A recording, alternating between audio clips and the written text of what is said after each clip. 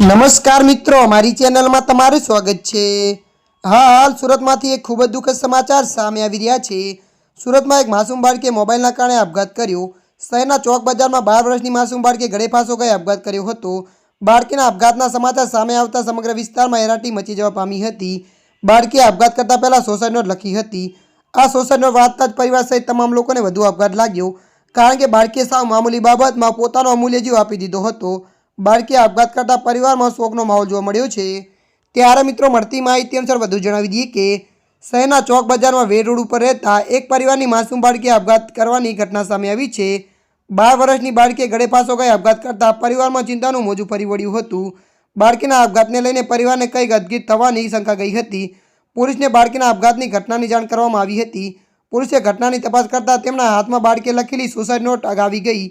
આ suicide not વાંચતા પોલીસને પણ આંચકો લાગ્યો તો પરિવારના પગ નીચેથી જમીન સરકી ગઈ। બાળકીએ સુસાઇડ નોટમાં લખ્યું હતું કે મમ્મી, મને માફ કરી દેજી, મારાથી ફોન પાણીમાં પડી ગયો છે, હું આપઘાત કરું છું। પોલીસે સુસાઇડ નોટ કબજે કરી વધુ તપાસ હાથ ધરી છે। ત્યારે મિત્રો, હાલ માટે આટલું। મળીશું નવી અપડેટ સાથે। જો તમને અમારો વિડીયો પસંદ આવે, લાઇક, શેર અને સબસ્ક્રાઈબ કરી નાખજો। ધન્યવાદ।